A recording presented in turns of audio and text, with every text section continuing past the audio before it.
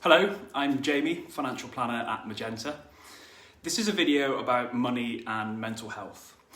The topic and how the two things interplay is so important and broad that even if we did a whole series of videos on this subject, we would only ever really scratch the surface. So I'm not going to try and cover the whole topic now. This one-off video is designed to get you thinking about how money affects your mental health, and if you don't feel you're in control of this, what you can do about it.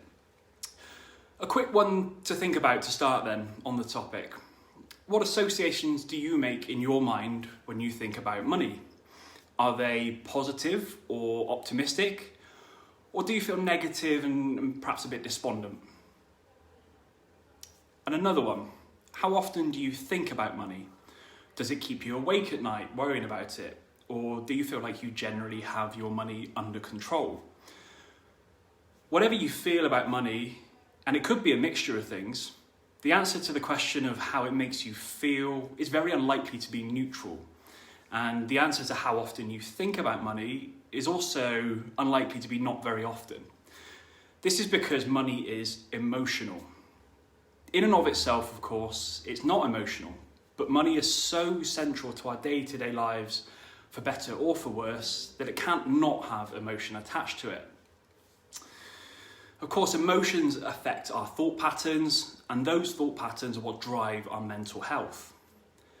For some people, they have positive thoughts when it comes to money, and this absolutely helps them have a sense of wider mental well-being. And perhaps they don't really think about it that much. Unfortunately, for a lot of people, that isn't the case. Now, it's known that two of the biggest stressors for humans are, one, uncertainty, and two, loss of control. So it makes sense that if you don't feel like you have enough money, you will feel uncertain. And if you feel you are unable to do anything about that, you will also feel out of control. Now, fortunately, there are basic steps that we can take to feel more in control and remove some of that uncertainty. There is a simplified financial version of Maslow's hierarchy of needs, which you may have heard of before and which you can follow. And it goes like this. First, ensure that your basic living costs are covered. Ultimately, you need to have at least the same or ideally more than your lifestyle costs in income. And if it doesn't quite cover that, then consider where you can cut back.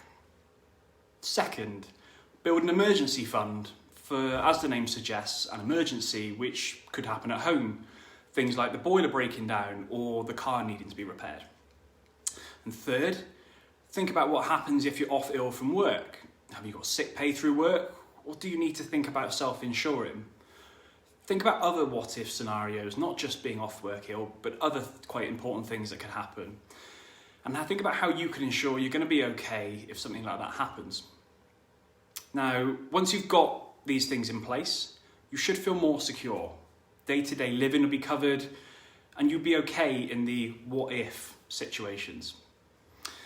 Now, we all want to feel optimistic about the future, but feeling mentally able to do so can only happen when you've covered the basics, much like putting in place solid foundations before building a house.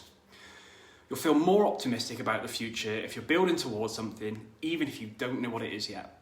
Something will always come up later down the line. Now, hopefully you found this short video about money and mental health useful. If so, it would be great if you could give it a like, a comment, or share with your network. And if you'd like to have a chat about your own circumstances, then please feel free to drop me a message and I'd be happy to have a chat. Thanks for watching.